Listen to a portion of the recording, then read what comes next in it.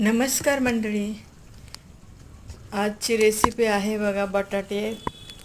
Small बटाटे आलेले आहेत बाजारात नवीन. आणखी मग मी म्हटलं आता त्याचे करायची दम आलूची भाजी. मला आवडते म्हणून मी केली. आमच्या घरामध्ये आलू तर खात नाही जास्त, तरी पण मिस्टरांनी माझ्या खाल्ले. हे पातळ सालीचे नवीन बटाटे आलेले आहेत आणि ते धुवून मी त्याच्यावरची सालं काढले आणि त्याला टोचे मारून घेतले, कारण ते तेलामध्ये तळायचे आहेत ना.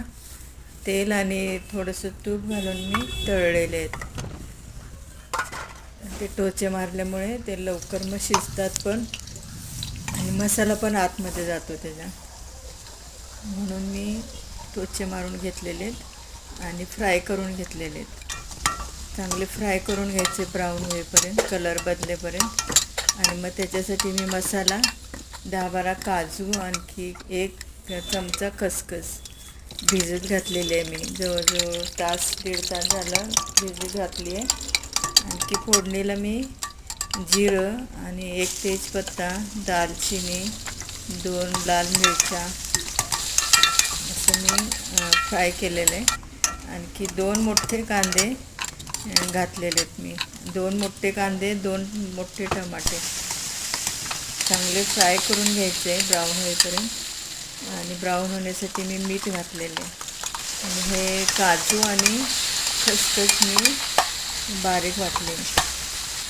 ती तेलामध्ये ती पण सगळी फ्राय करून घ्यायची आहे आपल्याला. आणि मग आपले कोरडे मसाले, आपल्याला पाहिजे तेवढं तिखट, काश्मीरी लाल तिखट, जिरा पावडर, धनिया पावडर, गरम मसाला, हळद, मीठ, हे सगळं मी मसाल्यामध्ये घातलेले फ्राय करायला.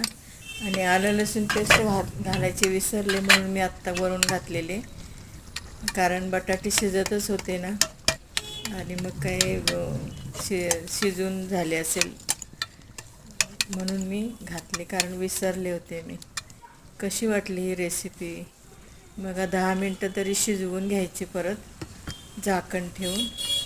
आणखी खूप टेस्टी झालेली आहे भाजी. आणि लाईक करा, शेअर करा, सबस्क्राईब करा. परत भेटू.